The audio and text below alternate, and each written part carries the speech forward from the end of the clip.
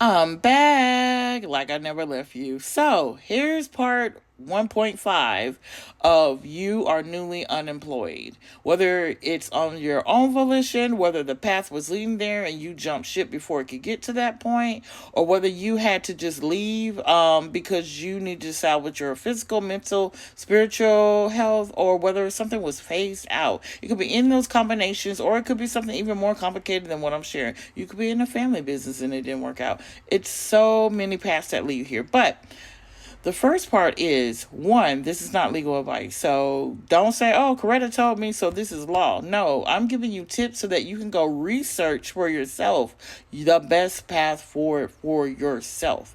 You need to probably do several things. If you have a severance package, you probably need to have a professional employment lawyer for the respective state of your organization. Have them look over your severance and, look and see, is this what you need? Is it the way that things went about? Was it legal? Do you have a case? If you have a case, do you want the case? And then statute of limitations. You may not want the case today, depending on what's going on with you, but 2 years from now, if you still have some time left on the limitations, you may double back, but you won't know if you don't go get the information. It only costs a few $100s. Some people will do it pro bono. You go to an employment law firm's or a person's site. They'll do a triage intake form. You'll fill it out. Based on that information, they will give you a call back or email. They'll set it up with you, and they'll talk through you some open-ended questions, and based on that, they will either tell you right away or they'll do some research. A lot of these folks have probably already worked with your organization unbeknownst to you.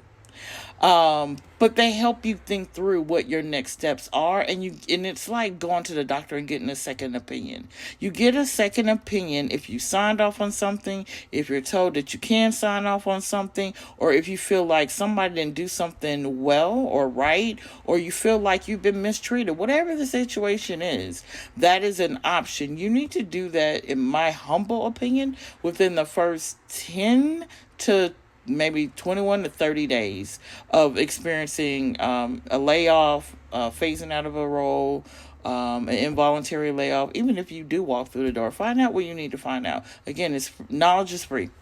Get that information.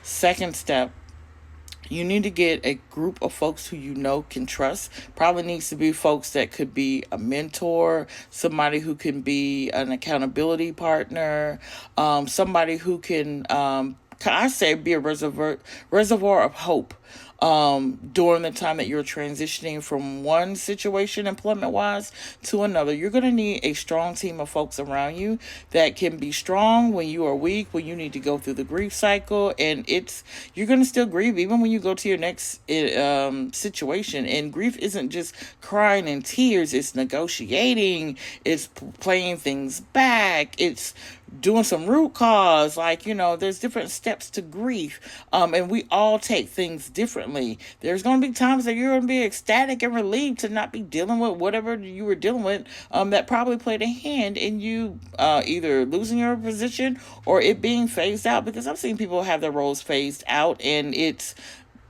to get them out of place. And that's not always the case, but it sometimes is. So I say all this to say you need to get the right group of people around you for support, not just moral support, but support. People who will look through things with you, for people who will talk things through with you, people who have experience around employment, maybe hiring people who have let folks go because they have also worked through HR. If you have any friends, colleagues, anybody that knows somebody who is reputable and ethical, stress ethical on the HR front, you probably want to talk with one of those folks off the record, and just get some tips and things like that. But the first thing you need to do, you need to gather information for yourself, and you probably need to get down to the labor office in your vicinity. Again, this is definitely for people in the United States. Outside the United States, I do not know your country's protocols, but again, you need to get the information around.